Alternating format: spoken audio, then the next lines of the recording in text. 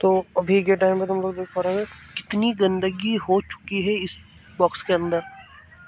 वो तो भगवान का शुक्र है इसके अंदर सांप वगैरह नहीं बैठा, ठीक है, नहीं तो मेरे लग जाता है। ये देख पा रहे हो ये छोटे छोटे कीड़े इसके अंदर बहुत सारे थे भाई, ये देखो मैंने कितने सारे निकाल के फेंके, लेकिन कस्टमर क्या चालू नहीं हुआ। तो अभी मैं सोच रहा हूँ कुछ नया जुगाड़ लगाने का, इसको लगा देता है। एंड एक सेकेंड ना,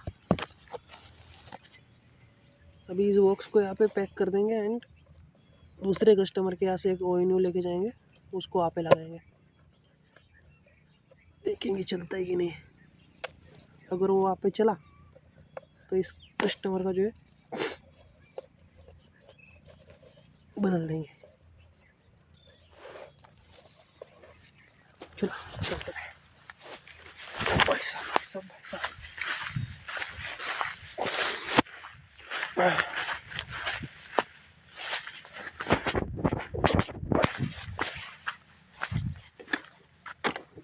चालू करके दिखाता हूँ तुम लोगों को।